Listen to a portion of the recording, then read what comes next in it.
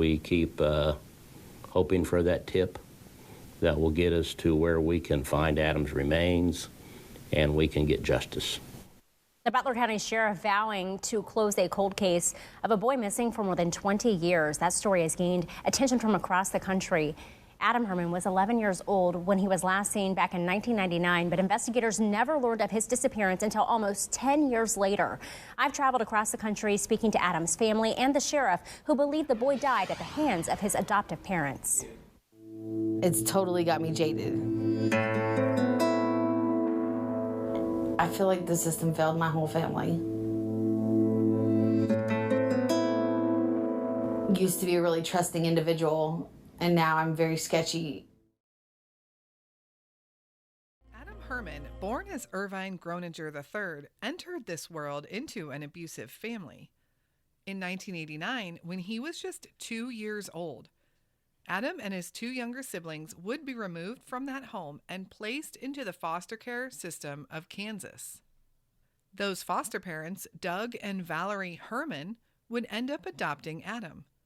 Many trials and tribulations would take place throughout the next several years within the family.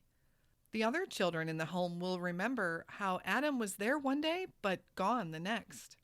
Since their life was unstable anyhow, no one quite knew what was going on behind the closed doors of the Herrman family home. In 2008, when a biological sister went looking for Adam, he was nowhere to be found.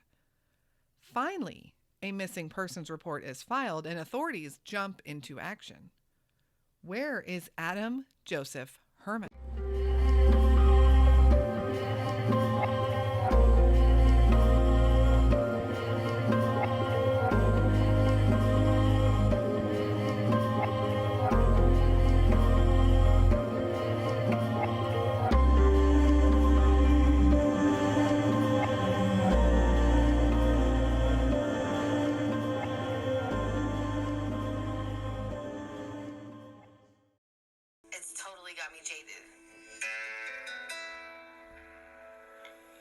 The system failed my whole family. Used to be a really trusting individual, and now I'm very sketchy. To this day, Tiffany Broadfoot is still baffled by how the story unfolded. Something's not right here. But it was kind of a hidden secret, I guess, of that family. And it went on for years until I believe he finally died or was starved to death or was killed. It really blows my mind how does that even happen? How does somebody go missing for that many years? Unless the person is just a really, really good liar. I just keep hanging on to the hope that he is alive and well out there. It's the not knowing that kills you. I mean, I have my beliefs of what happened. It's murder, waking up every morning, seeing his picture beside my bed. The last picture I ever had of him. So, I'd love to know what happened.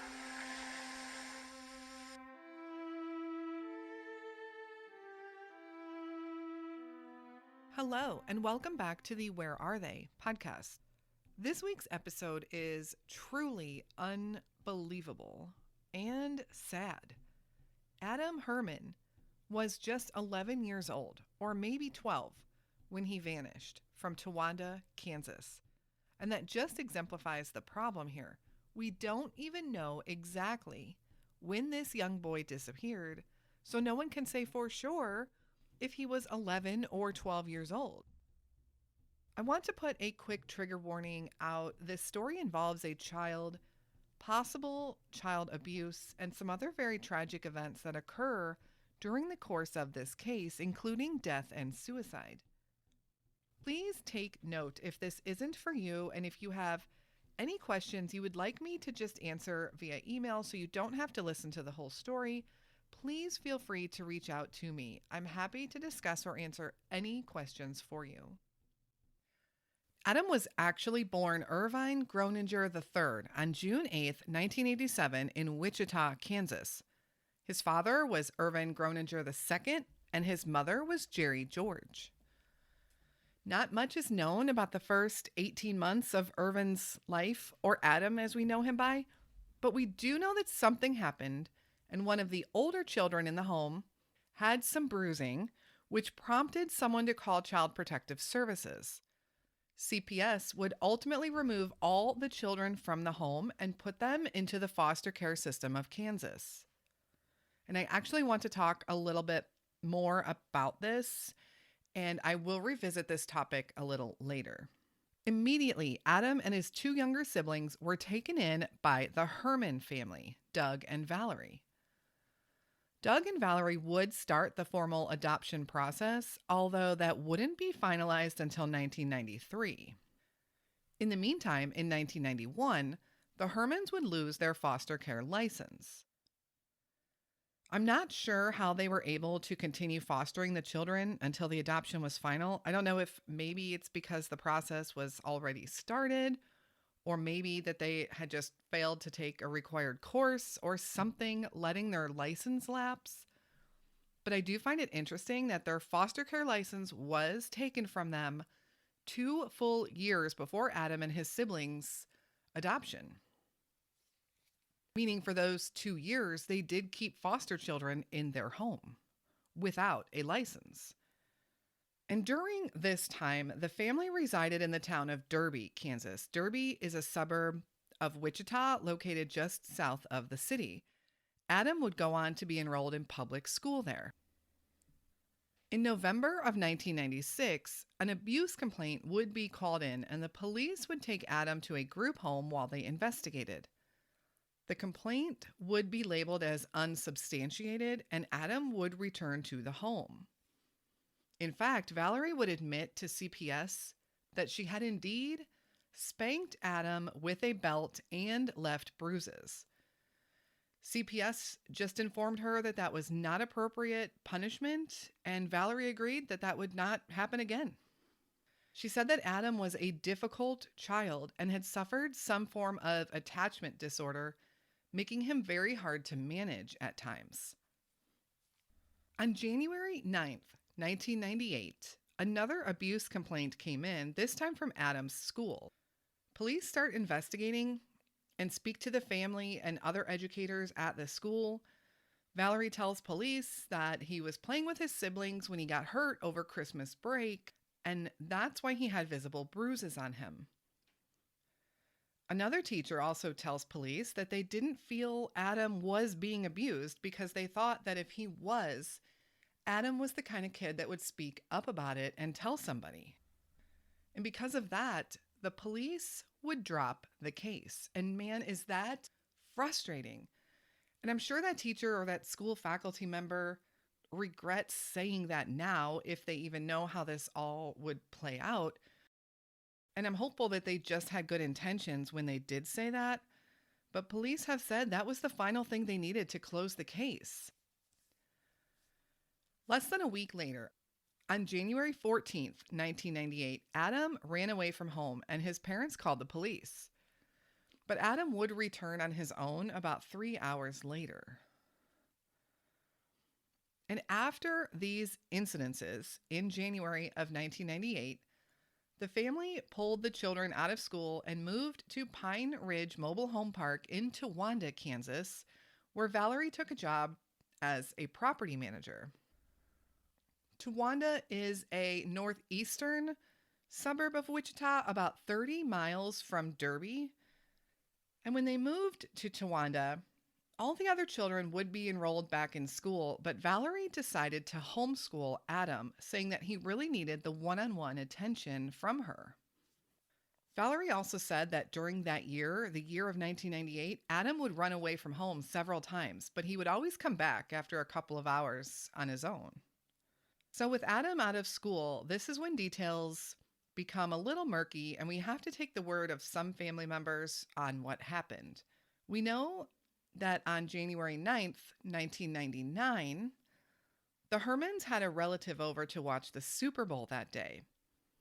We will learn many years later, mind you, but we will learn that Adam was seen by this relative that day handcuffed to the bathtub in the bathroom, When Valerie, again years later, is questioned about this, she said it was for Adam's safety as well as the family's safety because Adam would become so violent. On an unknown date after that, the siblings notice that Adam is no longer there.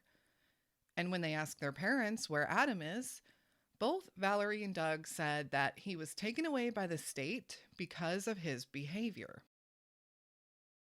And his children, they didn't really know any better, and they didn't know to question that. Adam had a biological sister that used to call and check on him occasionally.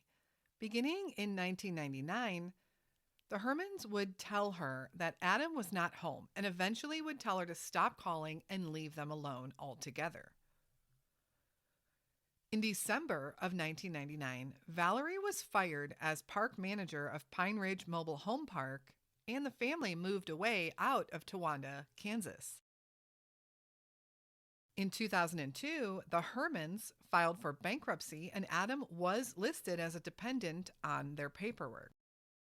It's also worth noting that they received an adoption supplement payment for Adam in the amount of $700 per month. They would receive this until Adam turned 18. In 2003, Valerie and Doug filed for divorce, and Adam was again listed in their divorce paperwork. That divorce, however, would eventually be dropped. In 2008, one of Adam's sisters, Crystal, wanted to plan a family reunion and started looking to get everyone together. She knew that years ago, Valerie and Doug had told her that Adam was a ward of the state now, so she contacted Child Services in Kansas to get his contact information. What they told her, however, would make her heart sink. They told her Adam was never back in their custody during any time, and according to their records, he had remained with the Herrman family. Crystal knew something was very wrong and called the police. Police acted very quickly to open a missing persons investigation, although from the beginning they feared the worst. And I do have to say, law enforcement came out gangbusters on this one right away, and I'm so glad they took it seriously from the get-go. Adam deserves to have people fighting for him. Of course, they begin by interviewing Valerie and Doug, and right away investigators are uneasy with their stories. They claimed that Adam had run away, that Valerie had seen him run out the door, but because he had done this so many times, she just figured he'd be back. When he didn't return, Valerie said that she didn't report it because she was scared that CPS would come and remove her other children from the home. So she told the kids that Adam was with the state so that they wouldn't worry about him, and she told investigators that she herself believed that he had run away and probably found his way back to his biological family. What law enforcement was able to do was confirm that Adam had not been seen by someone outside of the immediate family since January of 1999, the day of the Super Bowl, in fact, when he was seen handcuffed to the bathtub. Stories would come out from the siblings of abuse in the home. However, it was Adam receiving most of the abuse. The other children told stories of trying to sneak him food, as he was often locked in the bathroom, and the other children would feel bad for him. The other siblings also said that it was always Valerie that would beat Adam. They never once saw Doug do anything.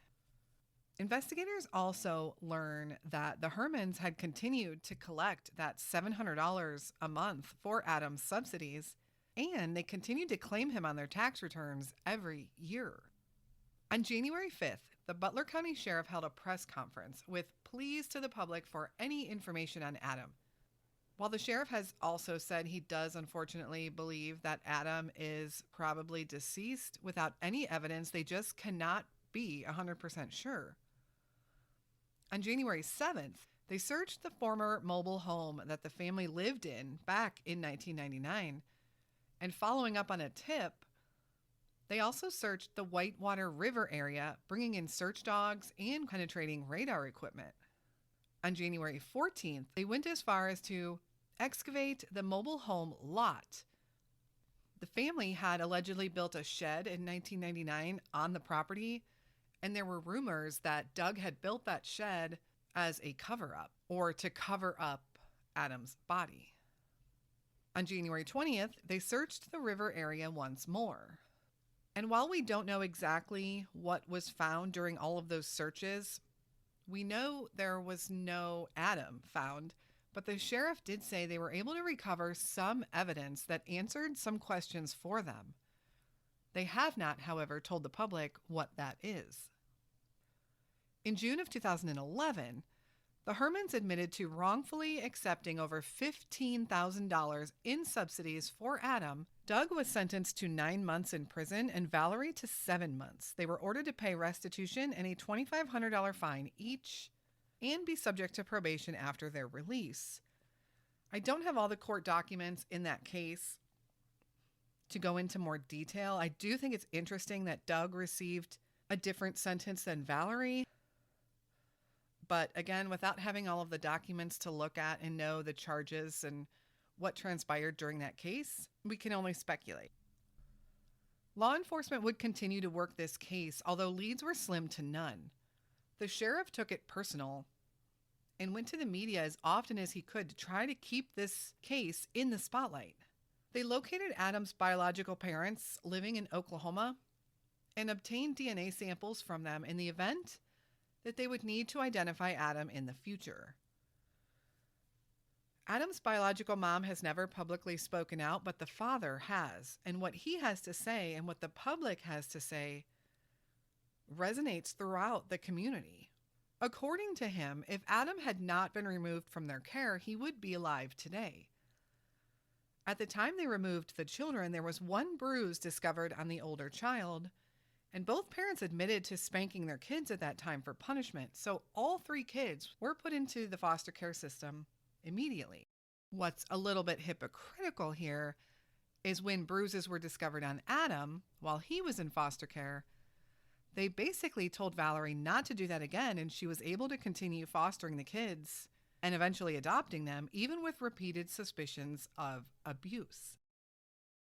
So in the eyes of the law, what makes it a better decision to remove the children?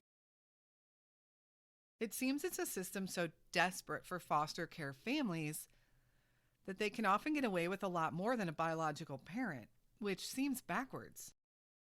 We remove children from a possibly bad situation that could maybe be fixed with some help, counseling, resources, etc., and we put them into a home with even more abuse that we then turn a blind eye to. This case mirrors the case of Jaliek Rainwalker so much. And if you aren't familiar with Jaliek's case, I encourage you to look him up.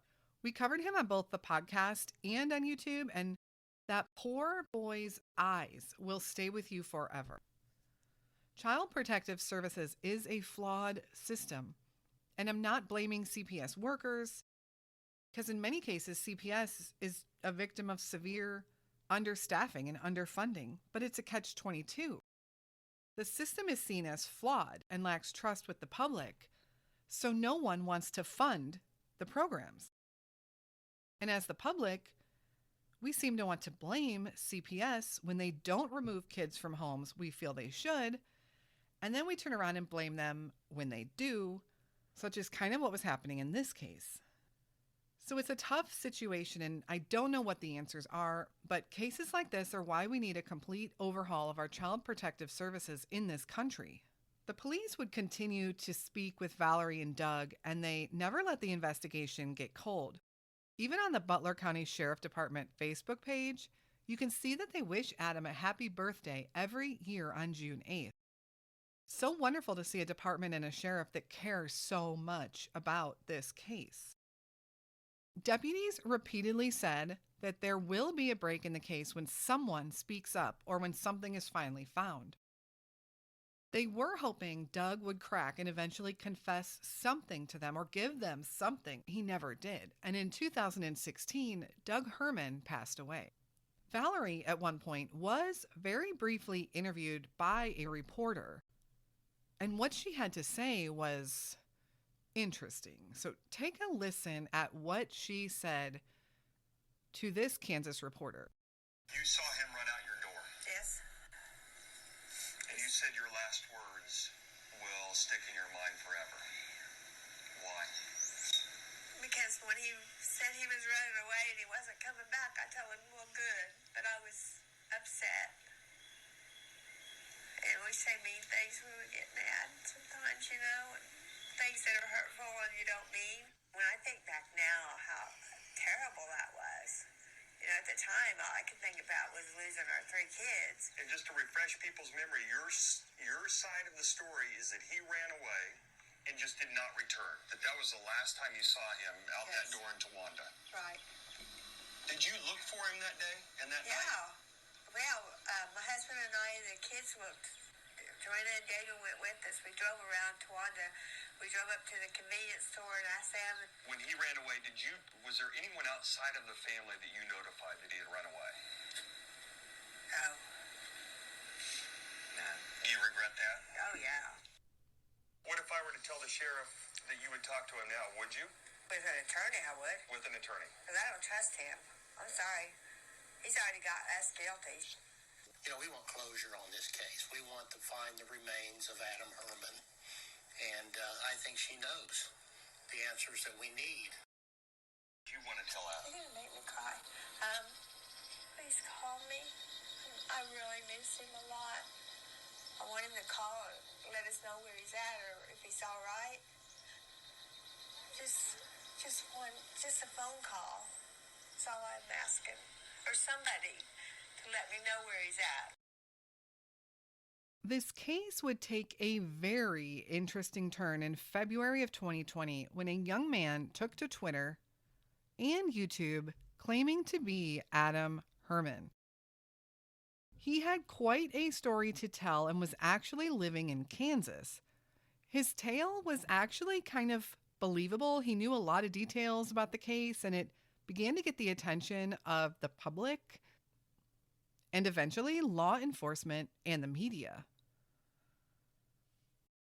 I'm going to play a clip of his statement that he made on YouTube and what he had to say about him being Adam Herrman.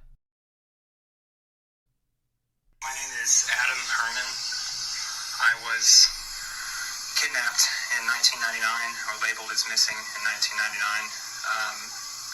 My foster parents, Valerie, being the most important from what she did to me during the time, didn't report me, but I did not run away. I was transferred to another family, known as the Smith family in El Laredo. Tamara and Jeremy Smith, masqueraded as my grandmother and father, respectively. I'm going to show my face. We're going to talk for a moment here. And the main reason that I'm doing that is because I've come to understand the complexities of this related to the Catholic diocese and the Catholic Church. And those have already been actively reported. I will be honest, I have feared for my safety during this process. I've been a man enslaved by this system for my entire life. It has profited off of me under various names and with help of various organizations. And I think this is going to be a national case and a very political one. And so I would like this to be known now. That way I can come to understand who I am in a very valid and real way to the world, because that is what's necessary for me to actually get out of here. This is not the first time I've tried to seek help within the systems that I'm supposed to in the state of Kansas, especially within Butler County, Kansas, and especially within the city of El Laredo, where I was made captive for a long number of years. I've experienced torture on levels that I honestly don't have a quantifiable way to describe to other people. I've been a trafficking victim my entire life. I have suspicion that Jerry George, who is my real mother, I was born Irvin Groninger III, which is kind of a name. I'm a lot older than I want to be. I was lied to within the system for a long, long, long time. I thought I was 24 until recently. My documentation and everything solidifies that for the purpose of my trafficking. Whoa, right? Pretty intense, and he actually goes on to speak for several minutes knows a lot of facts about the case and the people involved, and a lot of people believed him right away. In fact, on YouTube, he does show his face, and I can see how you could make an argument that there's a resemblance to young Adam to this older version. But the family was really torn. They had for so many years believed that Adam was dead. So could this guy really be Adam? Law enforcement did reach out to him right away, and he voluntarily submitted to give some DNA. Although, as soon as the local sheriff got involved, the story was debunked right away. The young man telling this tale was actually a former employee at the local correctional facility, and the sheriff knew not only him, but his entire family. The man was also legitimately several years younger than Adam Herrman would have been, and so this theory was quickly dismissed. And tragically, this young man who put this out there to the world must have had so many of his own demons that he was dealing with, as a month later, March of 2020, he committed suicide. Now here we are, present day, and still no definitive answers as to where Adam Herrman is. And as for theories, well, we have theory number 1.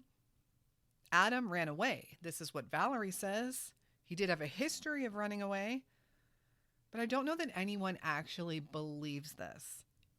And if this were true, where did he go and where is he now? Theory number 2, the parents, Valerie and Doug, did something to Adam. But with Doug gone now, the answers lie solely within Valerie. And I can't help but think of those older children that lived in the home when Adam disappeared, how this must haunt them to this day, how they must try and think about what they might have seen or witnessed or overheard so many years ago. And they probably have a lot of memories that I can imagine would be pretty haunting to think about, especially to this day. This was a child that was growing up with you in your family as a brother. So what do you think happened to Adam Joseph Herrman? Do you think we will ever have answers?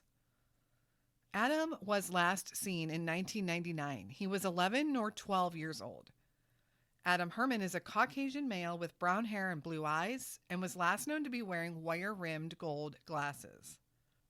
He has a birthmark on his back at his waistline and numerous scars on his abdomen, and a 3/4-inch scar on the inside of his left thigh. If you have any information as to the whereabouts of Adam Joseph Herrman, or anything at all regarding his case, please contact the Butler County Sheriff's Department at 316-322-4254. I really think this case is important to talk about for a few different reasons. Adam was a young 11-year-old preteen boy who likely never had a chance to play sports, go to high school, drive a car, get married, just live his life. And for his disappearance to go unreported for so long is so tragic. Another reason this case needs attention, we need to do something about the system and how we care for our kids. This needs to be talked about. People need to know what is going on out there.